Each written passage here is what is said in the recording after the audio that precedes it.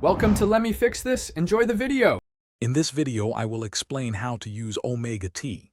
First, download and install the software from its official website. Once installed, launch Omega T and create a new project. You'll then add your source files to this project. Take a moment to familiarize yourself with the user interface, noting the editor pane, fuzzy matches, and glossary sections. This initial setup is crucial for a smooth translation workflow. Now, let's dive into translating. Work through your document segment by segment in the main editor pane. Omega T will automatically suggest fuzzy matches from your translation memory, helping maintain consistency and speed.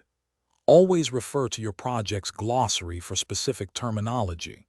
Remember to save your project frequently, perhaps every 5 to 10 minutes, to ensure your progress is secure.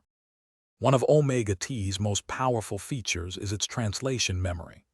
As you translate, Omega T automatically builds and updates this memory. This means you can reuse previously translated segments, significantly boosting your efficiency and ensuring consistency across projects. You can also import existing TMX files or export your own translation memory for collaboration with other translators or tools, making teamwork seamless. Finally, it's time to review and export your work. Carefully go through your translated document, checking for any errors in accuracy, grammar, or style. Once satisfied, use the Create Translated Documents function to generate your target files. These will be in the same format as your source files. Always perform a final check of the exported documents to ensure everything looks perfect before delivering your completed translation.